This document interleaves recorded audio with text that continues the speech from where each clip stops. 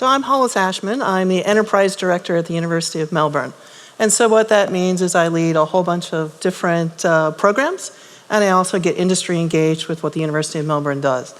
So over the past couple of years, I've been leading the food value chain, where we're creating premium foods for export across Asia Pacific, and understanding what are the key components that really drive that. And so thinking of that kind of mindset of looking across multiple categories and thinking about how do you actually create premium products, I want to introduce our next speaker, who is Marco Peroni, who has just been promoted to Director of Innovation at Deloitte Consulting. He's coming in from Milan, Italy.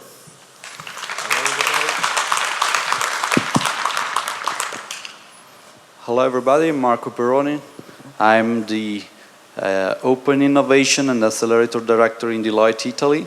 Among our initiative, there is a leading one that is the Food Tech Accelerator, which is a corporate scale-up program backed by 4 corporate partners from farm to the retailers, where we try to match and let's collaborate, scale up with industrial partners. All right, excellent. Our second speaker is Kate Orlov. She is the CEO of Niska Retail Robotics.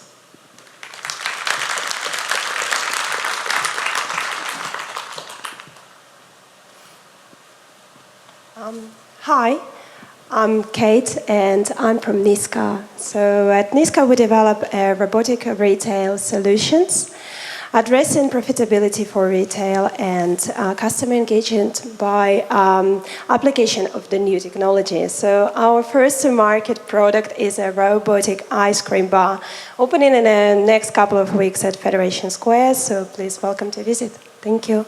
Excellent. And our third speaker is Greg Calvert, who is the co-founder of Fresh Chain.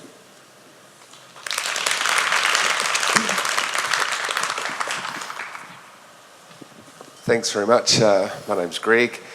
We've developed an end-to-end food traceability and consumer trust system. I know that's a bit of a mouthful.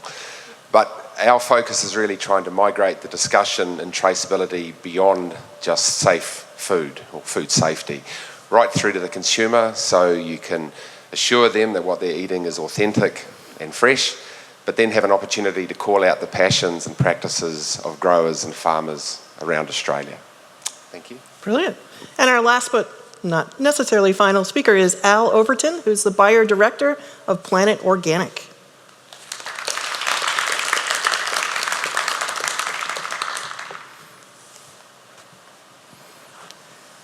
Hi, good morning everyone. So I work for Planet Organic. We're a fairly small retailer in London, and yes, I've come a long way. So we have 8 stores in London, and we see ourselves as real innovators within health and sustainable retailing.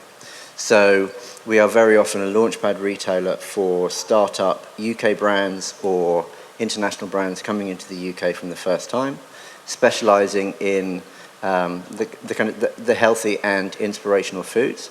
I see our job as being inspiring our customers to eat well and live better by creating a shopping environment that's fun and about adventure and discovery, because food should be fun and about adventure and discovery.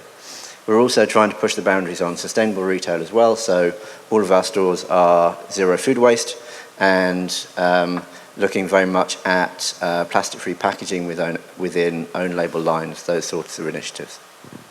Brilliant. So when we kind of look at retail historically, it's always been about having the right location and having your retail location so that consumers could easily access where you were and they could gain what they needed at a grocery shopping area. What has really changed is this need for distinctive products. And I think as you listen across this panel, you're starting to hear some of these distinctive solutions and this idea of seamless service and meaningful brands, which actually for Coles and Woolies begins to create some tension between what other brands bring and what the home brand can bring. For the consumer, the world has really changed. Because where it used to be I would go to the grocery store to get my groceries, now they can shop at a grocery store, farmers markets, like similar to Victoria Market, online, they can get online pickup or online delivery. They can curate. They can have curation home delivered, like HelloFresh and Marley Spoon. They can have menu order apps begin to do a home delivery, like Uber Eats and Menulog. There's food hubs just starting to start up here in Australia. And then there's some unique vending solutions where we're starting to see fresh salads within vending machines as opposed to just packaged foods. And again, the robotic component really starts to bring this to a difference. And so this really starts to set some different expectations for the consumer. This idea of freshness, it's really changed. You know, it used to be if you shopped the perimeter of the grocery store, you knew you were getting something fresher than up and down the aisles where all the packaged goods were located. It really begins to change this idea of variety and diversity. When I first came to Australia about 10 years ago and did a certain amount of consumer research, I would find that most Australians would eat pretty much any variety of cuisine in a restaurant, but they would never take it home with them. Now what we see, again, with a lot of these delivery apps is that I can have any kind of cuisine delivered to me, and so I'm eating it at home, which is beginning to change expectations and behaviors. And it really actually enables this level of cooking knowledge. I may not know how to cook, but I can still eat off the delivery apps. But I may know how to cook, may have a medium level of cooking where I get this curated version, or I may have a very deep level of knowledge of cooking. And it begins to change this idea of how do we manage packaging? How do we deal with some of these sustainability issues? And how do we do with food waste? So this really sets up here in Australia this duopoly issue, because coming from the United States, where I think there's about 65 different retailers, there's a lot of competition between retailers. Here in Australia, Coles and Woolworths have had a lot of power in terms of what's been acceptable to the marketplace. And with all these changes and more to come, it's a lot to actually begin to deal with. And so we're starting to see this idea of discovery shopping. You know, e-commerce used to be this thing that I would get on the internet and I would just kind of check out different things. I might check a little bit of pricing, and that was about it. Well, now it's really beginning to change and become a curated and providing a break in the day, getting to exactly what Al said, making it much more fun, making it much more about discovery. But we're still not walking away from the value-driven retail. Shoppers fundamentally are still value-driven. They have lots of places to spend their money, and so they're looking for where these opportunities can be. And they typically are shopping on the internet to find the best deals. But that shopping on the internet can actually happen in the store location, where they're in the retail aisle looking for coupons, looking for what are the weekly specials, and looking for chances to compare pricing. And again, from a retailer perspective, what we've seen is this whole focus on data-driven insights. You know, Walmart was probably one of the very first retailers who really started to leverage big data and to understand what should be in each of their stores. And each store had different varieties of products that they would bring out. It's also shifted from a very transactional focus on shopping to building much more longer-term relationships. The customer loyalty card traditionally was a means to begin to collect some of this initial data, and it's really begun to change to how do we begin to personalize this specific connection that the retailer may have.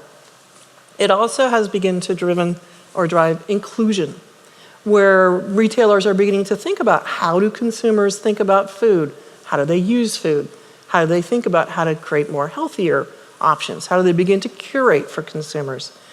And this personalized online shopping experience, where online used to be just basically convenience, and now it's become something that consumers really do expect that it's going to be personal to them, which has led also to this idea of omni-channel payments, where I expect to be able to pay by my phone, by my app, by my in-store, or on the browser, and even interesting concepts like Amazon Go, where I've already pre-signed up to pay for things. It recognizes me when I walk in the store, and it recognizes what I purchase, and I never actually have to connect with anything or a cashier. So this has really driven some significant disruptive change. And I think the panel is going to address some of the impact of these in some of their very different areas of focus. And so I'm going to kind of start with you, Marco, if you want to give some thoughts or comments. Yeah, let's say if we talk about the physical store, given also your overview, I think that the store of the future should be always more a place where the customer live an experience. So they have to have some significant reason to enter into the shop, because if not, they can buy online, buy something through an app to the delivery. So they need to live a special experience within the store that can be enabled by technology to make this easier, faster, seamless. They can interact with the product. They can have a range of products that are special, difficult to test or to view online, and they want to test it, to live an experience with other people. So it should be a place where customers want to live something special. That's my view. Okay. Kate? Okay. So at Niska, we are a solution for the front of the store. So we're working with the customer. And the main and the biggest probably thing that we researched and brainstormed of, it's the customer journey, it's the customer habit. So developing our solution, we worked around that. So remember, for example, the last time you visited an ice cream shop. It is an impulse buying product. So you go there and visually decide what you want. You see the product, and then this spark of interest and attractiveness and decision to buy. We wanted to recreate it with technology. So at our solution, when you visit us, we absolutely can experience the same usual buying journey, but it's enriched with the robotic show, with the theater, and with the meaningful engagement with the robotic team that engage with the customer, but between themselves as well. And I think it's super cool. So to add a persona and a character. And our solution is really different to all those vending machines and kiosks you probably heard of. It's not simple a mechanical arm that dispenses something upon your selection. It's much more than that. And we believe that's an idea that can flourish in the future and can be applicable to many retail industry. It allows you not only to go and deal with the cost of the back of the store, but rather improve the profitability by acting on the front of the store. So you have enjoy and increase revenue because you bring on competition to e-commerce. You can be open at 24/7. So allow your customers to shop when they want and not when then you are open. So that's probably our idea. Brilliant. Greg? Well, I'm an ex-retailer a lot of years ago, and the hearts and minds of consumers are really won primarily around fresh food. If you can capture them in fresh food, then they tend to buy a lot of their other shopping through your store. So if you ever shop at a supermarket, the first thing you notice when you walk in is it's the fresh food aisle, it's the bakery, it's fruit and produce. It's things that resonate with you, you can touch, feel, smell.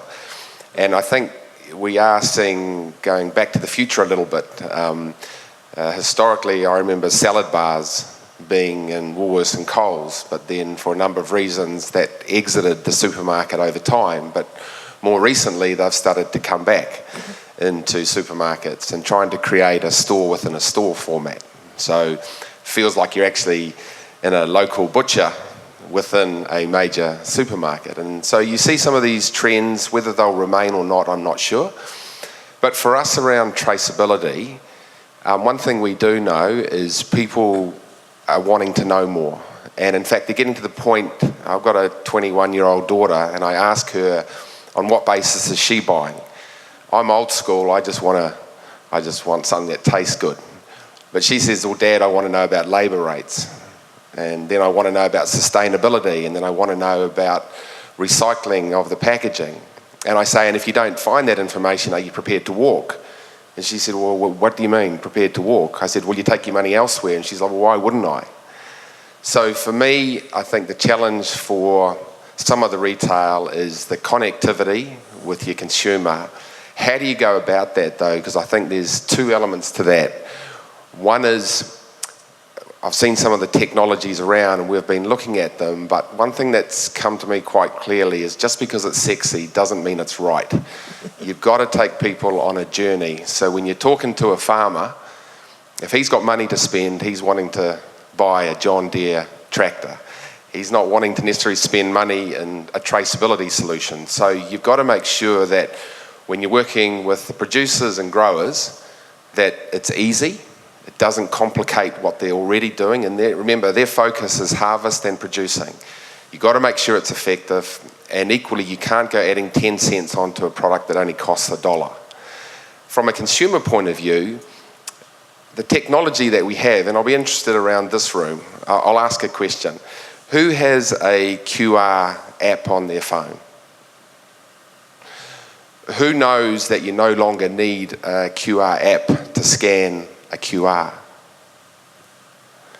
So about half the room. So even that is around education, that technology has advanced, but we're not necessarily educating people around that. Probably 1 in 3 out of this expo knew that, and most other people went, wow, is that really new? I said, no, it's been out for a while, but it was on page 4 of the minor update, so you probably didn't see it.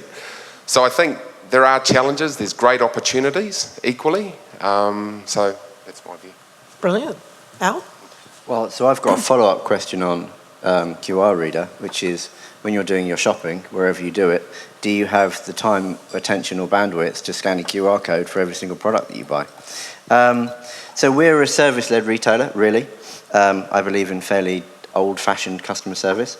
I think there is a division within retail, one direction going to convenience, one direction going to experience. And the stuff that actually we don't want to have to spend time buying, the stuff that I just don't want to run out of, and if it could just magically materialize in my fridge, all the better. So nappies, washing up liquid, orange juice, butter, cheese, the stuff that we buy every day, that, I just want it to be as simple as possible. And I think as customers, we're looking for convenience that is convenience for us, rather than what's often talked about in terms of convenience is convenience for the retailer. So I don't think in general we object to having to interact with a cashier in a supermarket. We don't need checkout-less checkouts. There's just a challenge if there aren't enough bloody cashiers. What we don't want to do is queue. So if the retailer puts enough people on the tills, actually, that's fine. Amazon Go was great, but again, if I didn't have to queue, then I don't necessarily need to not have to queue. So I do think that kind of convenience versus experience. Convenience is probably different for different markets. So my market in the UK online is very easy because we're really small. So that's kind of a huge growing area within retail. I think fundamentally there is a challenge for one retailer trying to do both convenience and experience well. I think you can focus on one or the other. And I think we will all of us shop in different places. So the bit that I don't care about, I will get from the place that takes as little time and as little attention span as possible. The stuff that I do care about, the stuff that I'm interested in, that's where I will go for an experience. So if actually I really care about fresh food, I will go to a greengrocer where I can choose my own avocados because I don't want someone else to pick them for me. If I care about wine or coffee or chocolate or vegan food or whatever kind of my lifestyle choices or my interests, I will seek out retailers that are giving me an experience within that interest. But that needs to be an experience that's above and beyond product range, because I can sit on my sofa and I can buy anything, in which case what's going to get me off my sofa? So when talking about the future of the retail, I think often we're trying to talk about what's the future of the retailer, as if there is still one retailer that is offering us everything that we need. And we're almost going on a circular journey where we used to shop at a fishmonger and a butcher and a greengrocer. Then someone said, hey, we do all of that, why don't you just come here instead? And we did. And now we've fallen out of love with that model for a number of different reasons. And part of that shopping, just put it in my fridge without me having to pay attention, but I will go and I will spend time buying, I'm in Melbourne, let's say coffee, for instance. Okay, brilliant. Well, I have a couple questions for you guys. So one of the first places I want to start is provenance and authenticity. Provenance is really critical to understand and gain trust and authenticity with consumers. How do we drive that across the value chain without overwhelming consumers with information overload?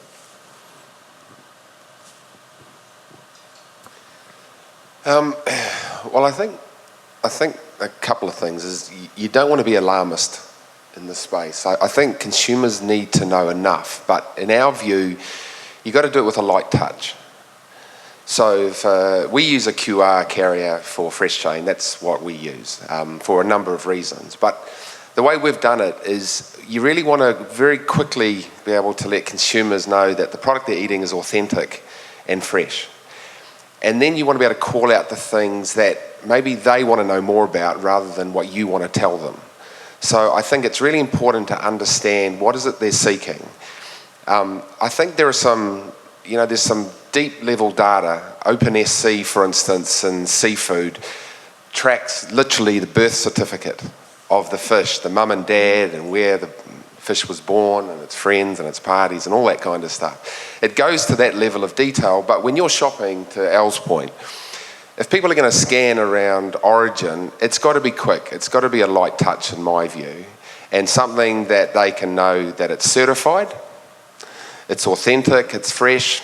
Because if you look at what happened in the rock melon industry a couple of years ago, where obviously the tragedy of 7 people dying was terrible, but when you talk to them, a couple of things happened. That originated from one farm only. So not only did people chuck out the rock melons they had in the fridge, which you'd expect them to do, but they didn't buy again. So 2 years on, volumes are still 50% pre-recall. Now, you can imagine upstream and downstream the impact that has. That industry has still not recovered. So if that happened in any other industry, the impact is significant. So I think the days of retailers, for instance, not wanting to share data, particularly around their producers, their growers, and I am an ex-retailer, so I know there used to be a bit of that, quite private about keeping our data. I think that is starting to end, where they're recognising that if you don't disclose, if you're not transparent, if you don't make it easy, then people simply, they will walk, and they're entitled to walk. And I think the other thing, like I said, is you've got to then educate around how you get that traceability. Like QR in Asia is everywhere. Everybody has a smartphone, everybody uses it to review, but in Australia that's not necessarily the case. It has been around a long time, but the uptake hasn't been what it should be. But then people, if you ask them now, they don't know that you don't need an app anymore. So there's got to be education, there's got to be investment, and there's got to be a bit of vision here that the long-term gain is going to be rewarding, but you can't do it once and you only get a 4% uptake and go, it doesn't work, we're not doing it again. This is going to take continual investment from industry, from retailers, from brand owners, from producers. And I think with that, it's an opportunity to get a return on investment rather than traceability just being about a cost. Could I just quickly add to that? I think that's just to the point. But another idea to think about how technology can assist in delivering a better product to the customer is making it a digital and autonomous partly. And I agree with Al saying that we should decide whether or not it's customer experience or convenience. But it could work in a way by freeing retailer, the business owner, from the operational thing and making strategical decisions, working with the suppliers, the farmers, finding the product. And if your shops, a chain of the shops is automated, you, for example, expecting a fantastic, amazing strawberry to go ahead, and you need to sell quick at the stock that you currently have. With a press of a button, all, let's call them robotic assistants, can know what to promote right now, this next second. You can update the price tag on all your shelf across if it's digital, and all your cashier will know the right price to charge. And I think that can speed up the stock levels and make it more convenient for a customer to choose the right product on the special. So I'll chip in with an opinion on authentic and provenance. What does authentic mean? If you see authentic on a label, that communication has been completely hijacked by brands. And what that means on a label is this is whatever you hope it was going to be. If we're looking at provenance, then, as I said before, I think there are things that we care about where we want to know the story. So in our stores, we've got about 6,000 products on the shelf. Because we're operating within health foods and sustainable foods, every product's got a story. I can't tell 6,000 stories, and no one's got the time to listen.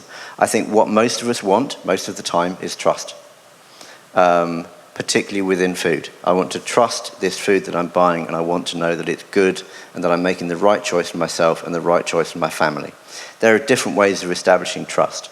Trust used to be old-fashioned. I know you, you know me, we trust each other because we live next door to each other, and if the strawberries that I buy from you go mouldy in 2 days, I won't come back and buy any more. The longer the supply chain, the more complicated that becomes, so we get kind of third-party trust around certification or labelling. So organic certification, fair trade certification. Within Australia, I think the grown in Australia label is a mark of trust.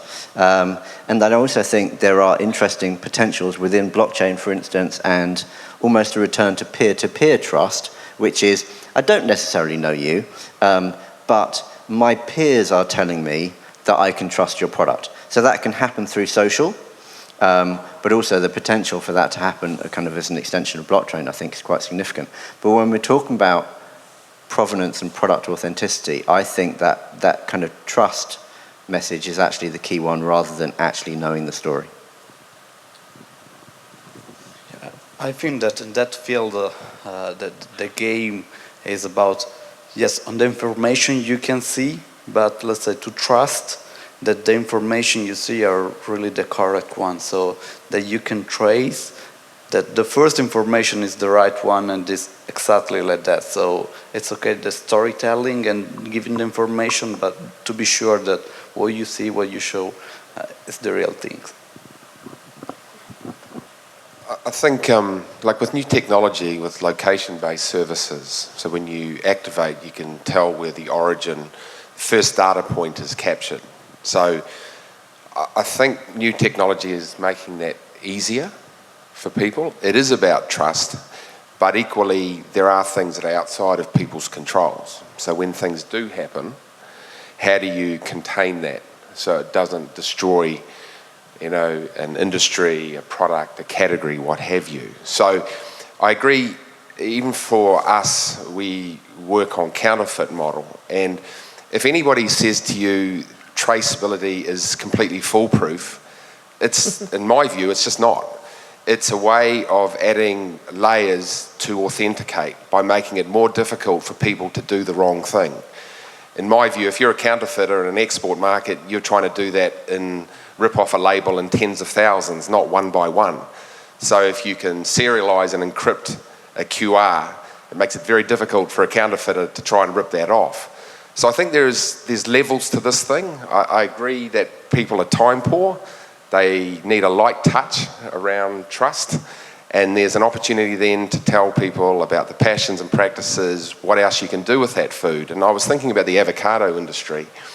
They've done a great job. To get 1% more volume growth in avocados, I reckon would be pretty tough, because you can now eat avocados for breakfast, you can put them in smoothies, you can have them for lunch, you can do a smashed avocado, you can put them in drinks. But there's a lot of other produce out there that might only be in your basket once a month, or maybe once every 6 months. If you knew more about that product, what it's good for, how do you eat it, how do you consume it, you might be able to purchase that twice a month, or 3 times every 6 months. You've suddenly doubled or tripled the volume of that product. So I think there's opportunities, because I think if you look at traceability just in terms of food safety, it becomes simply a matter of just the cost. And we're trying to say, how do you get a return on that investment? So traceability is important, but beyond that, to the consumer, it's an opportunity to do more than simply add cost, but actually a return to what people are spending. Brilliant. I want to move from trust to this idea of fun. When we kind of think of what that environment is like, traditionally it's been a high sensory overload environment, lots of noise, very bright lights, lots of aroma, cooking, everything going on, and people are just trying to move their trolley through that environment. How do we create environments that are actually fun and adventurous, that make consumers want to pay attention and actually learn about the food? Al? So for us, we see ourselves as a community retailer.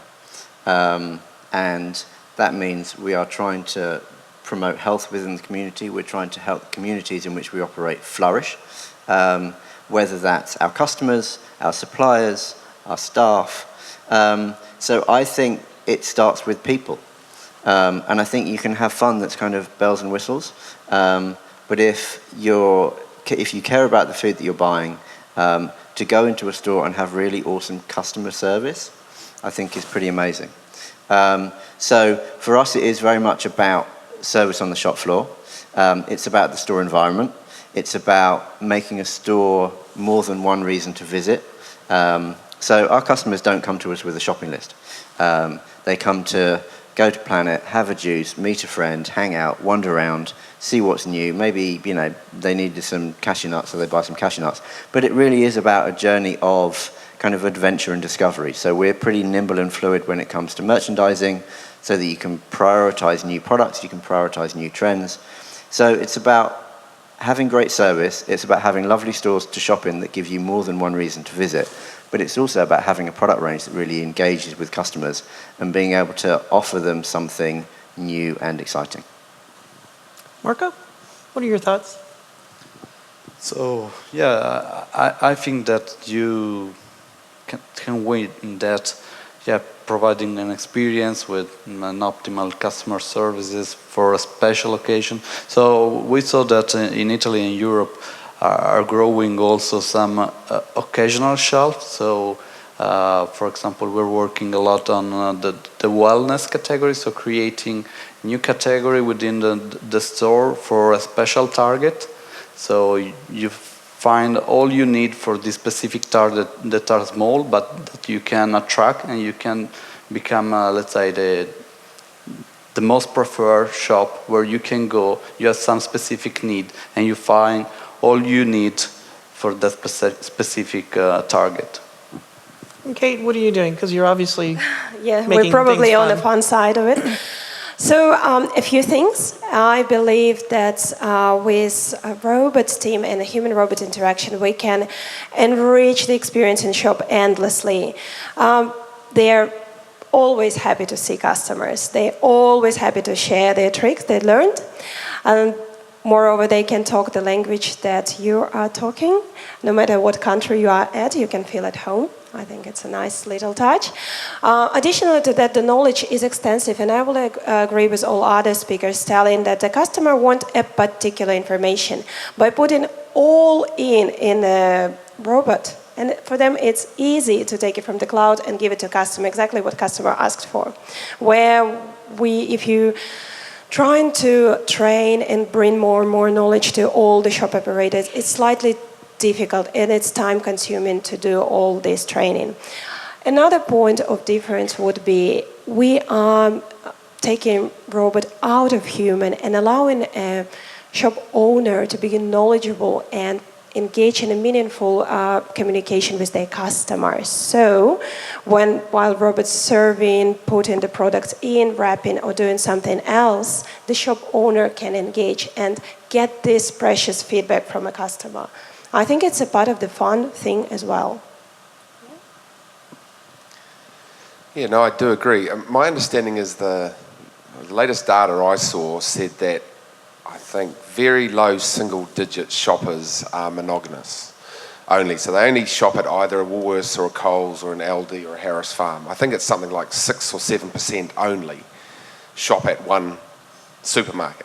So that's 93% opportunity for what is your destination, what do you stand for. I shop across, I have one preferred retailer that I shop at, but I'll sometimes shop at Aldi. I'll go in thinking I'm going to buy, some milk or bread, and I'll come out with an ironing board that also converts to an umbrella. Because I wasn't expecting that, but it was quite exciting. I saw it and I thought, I'm sure one of the kids will use it. So You know, I think there's opportunities for every retailer to position themselves. I think the whole fresh lead, everybody's going after. I agree with Al, not everyone's necessarily going after, I think they're all going after all things in some way, but the major retailers, in my view, from what I see here, they're looking for fresh leadership. And I think if they lose fresh leadership, I think they're in big trouble. So I'm not sure that there's a one size fits all. We're starting to see smaller footprint retailers emerging. Even the big guys who used to have 20,000 square foot are now looking at low single-digit square foot numbers for more convenience in different locations and more upmarket areas. So, you know, I think convenience foods, on the go, people are time poor. One thing I was encouraged by, I learned the other day that the retailers have hours in the day where they don't have any music or anything on for people who are... Autistic. Yeah, autistic, or they can't handle the noise. So I think even things like that is a fantastic initiative. Not doing it for everything, but they're starting to look at who their consumers are and starting to take some initiatives like that I thought was pretty impressive. So. Yeah, I think Woolies is doing that on Tuesdays, 9:30 to 10:30 or something like that. Yeah, and it's probably a thing that more and more people are suffering with, you know, in some of those areas. So to have quiet times where you can shop, and to your point, Al, particularly if you're not there to look for, explore, you're just there to get your Weet-Bix and you're there to get your thing, that's a really great initiative. So let me move on to the emotion of frustration. So you're the consumer in the grocery store, you know, we've measured how long it takes for you to make a decision. It's 8 seconds or less for you to choose something and take it off the shelf and put it in your trolley. How do we begin to understand when new options are put on the shelf that consumers will actually take the time and give the consideration to those new options when they're still living in that 8-second world? Marco? That's a tough question, yeah. So I think that also depends on the different countries based on the behavior. I think that in Italy at least we are quite conservative, so it's really tough to have this choice and to insert new product and decide that. Yeah. I'll pick this one up. So I think it depends on category. There are things that we buy on just kind of default. So it's really hard if you decide to go into the business of making washing up liquid. It's really hard to launch a product because when you need washing up liquid, you don't stand in front of that section in the supermarket going, ooh, what shall I treat myself to today? Shall we have the lemon myrtle flavour?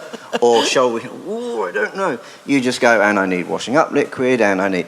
If you go to the snack aisle, quite commonly, and you go, you know, it's 4 o'clock, you've been at work, you know you've got another 2 hours to go, you go out, you grab a coffee, and you find yourself in a snack space somewhere, then you'll go, what do I fancy, actually?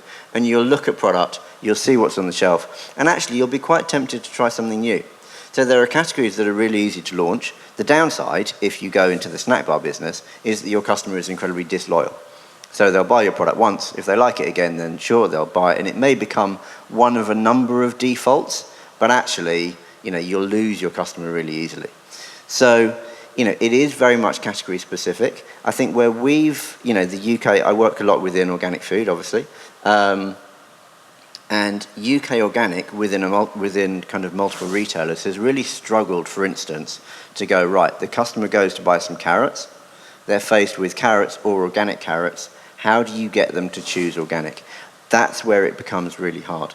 How do you get the customer to make a better choice or a different choice? If we are trying to sell marine-friendly washing up liquid, actually, how do we get customers to make those choices? And that's really around being a disruptor. So if you're going to make washing up liquid, don't put it in a washing up bottle. Put it in something else. Make it different. Make it something so that they're going, and I need washing up. Whoa, what is that?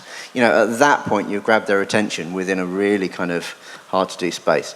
So it needs to be around kind of product and presentation and packaging and actually presenting something that makes the customer stop in their tracks. 8 seconds actually staring at a shelf is a really long time. So most decisions are far, far, far less than that. I think that there's a joint responsibility for new products. Being an ex-retailer, when I was, that was a lot of years ago, but you could encourage investment with new products because products would have an opportunity to be young, grow up a bit in the store to succeed. I think one of the challenges right now is the cycle of new product development to be successful in a retailer is not very long anymore. You can basically have as little as 6 months that if you're not hitting hurdle rates, you're out. And my view is, well, if that's the case, then how are you encouraging new product development anyway? Because it's a significant investment for companies to undertake. So I think there's joint responsibility. I think Al's right in terms of you've got to look at the presentation on shelf at the point of purchase. What packaging, what AR, VR are you using? You can have shelves that are very busy. You can have packaging that is very busy. So you've got to be a bit creative about your brand to stand out on the shelf because it is busy and you don't have a lot of time to stand and loiter. But equally, I think for the retailers of all shapes and sizes, they need to be prepared to kind of encourage that investment by allowing products sufficient time to get cut through, to get traction. And if you look at some of the categories in supermarkets, like the liquid breakfast aisle, well, the liquid breakfast aisle would never succeed today because it's not given enough time to actually breathe. It would be, didn't hit the hurdle rates. No. Well, right now, it's actually a significant category within a category. Who would have thought you could have a drink for breakfast? Well, you do now. So the chilled pet food aisle, I could name a few of them. So I think there's responsibility all round to encourage, new products, and then how do you market those to people? I have an everyday rewards card, I have a Coles equivalent, and I have something else, and I'm always getting, "Hey Greg, how you going? I thought you might know about this new product coming out. These products are on special." I think that's valuable too, so you're not necessarily having to stand in store figuring it all out, that you've had some detail before you go in and shop. I don't think there's a work-all solution, but I think there are ways that you can encourage both product development and then people consuming those new products. So just to add something, so what we see in the last year is that retailers are always more aware that to have the right product range, a new product is really where they can play a part of the competition. And so we are saying that are changing some logic where there are some collaboration among retailers and the new companies launching new products. So it's changing a bit the paradigm for the successful launch where there is not the standard relationship as a food producer and retailer, but sometimes there is strong collaboration to launch together a new product to have the right visibility, the right packaging, the right storytelling. And so in that occasion we see a good launch of the product, starting not to be supplier and buyer, but to be like partner. So I think I'd like, as kind of a final question, to ask each of you, when you think about the supermarket of the future, what is the trends or what is that most meaningful thing that's going to drive that supermarket of the future? Maybe I can start. Mm-hmm. So I see the supermarket in the future being a personalized experience for each one. I know that supermarket wars, the more diversity you offer, the more attractive you are to the buyer, because it's partly satisfies the convenience of shopping. I go there once and I got everything I need from one place. But at the same time, for me, I'm a big fan of the healthy food, organic. I always go to those fresh aisles, and I care about where my produce is coming from. But at the same time, in a modern shopping market, I have to pass a lot of aisles to get to the section I want. So maybe a supermarket of the future will look like this. It will recognize my face. Oh, that's Kate doing her shopping again. And the shelves will be reorganized in order that I want them to be. So it doesn't straight away shock me with something unhealthy that I won't buy. Instead, it will offer me fresh produce and, by the way, provide me with healthy benefits of kohlrabi that's just landed on the shelf. And wow, I feel it's a really value of my time, and this supermarket cares about me. In terms of a supermarket of the future, personally, I'm not sure that there is one. If by supermarket we mean one store where I do the majority of my shopping, I think those days are over, and I think we're all of us shopping in multiple places. The supermarkets don't want to be supermarkets anymore. They want to be convenience stores, or they want to be online players. So I think, it goes back to service, to convenience and experience for me. I think we have stopped shopping in one store. And there's stuff that I don't want to spend time on. So whoever can provide that to me in the most convenient fashion will get that business. And convenience includes price, but it's not just about price. And then I will go out to the high street or to a market and I will have experiences. I think probably the most interesting future of food retail is probably multi-brand spaces, which I could give the old-fashioned name of a market. So, I'm here in Melbourne for not very long. I'm going to try and get to Queen Victoria Market because apparently it's awesome. If you ever come to London, go to Borough Market, it's awesome. There's more and more food halls cropping up in London, so not necessarily one restaurant, but 20 restaurants under the same space. So I think those sorts of places where actually I can have multiple food experiences within one kind of destination visit, I think from an experience point of view, that's one of the most interesting things that we're looking at. But as for big box supermarkets, I think they're kind of over. Sorry if any retailers are here. On a personal note, because my eyesight's not very good, I really hope that there's another way for people to put all the information on small packs of products, because it's not legible anyway, and it just drives me insane. So if I could scan a QR, gave me the same information in big letters, I'd be really thrilled. I think there's always going to be, in my view, you might end up with smaller footprint future supermarkets where long life products aren't actually stocked there. I think you're going to have quicker fulfillment, but I think there's going to always be a desire around fresh food to go and touch, feel and smell. And it might be that you've got digital ticketing, and it might be that you go and press your breakfast cereal that's not actually on shelf, but it's just there as a VR and what you want. But I do believe, I'm a bit old school, whether it's right or not, but I think in fresh food, there's something about the provenance, there's something about our farmers, our growers, where did it come from. The difference between a tomato that smells like a tomato and one that just smells like something else or doesn't smell at all is chalk and cheese. So I think that will remain, and I think the retailers that can make that the heartbeat, I think, of their offer are going to be the ones that do well. So we ran a survey among our client customer in the retail market, asking them which are the food tech trends that are most relevant for them, where they want to play and to see solution. There are 4 emerging. The first one is the management of food waste, because it's where they can play a role in order to increase the profitability that is quite low, at least in Italy. I think it's the same all around the world. The second one is around the healthy lifestyle, so looking for healthy food, substitute of unhealthy ingredients, precision nutrition. There is a real interest about innovative packaging, about sustainability, sustainable packaging, active packaging in order to provide better performance in terms of shelf lives and also information. There is also interest on premium and experience packaging too.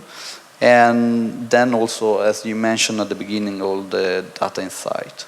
Yeah. Okay, well, with that, I'd like to thank our panelists for their insightful comments. And you as an audience, you can mob them as soon as they walk out of here and ask further questions. So with that, thank you very much.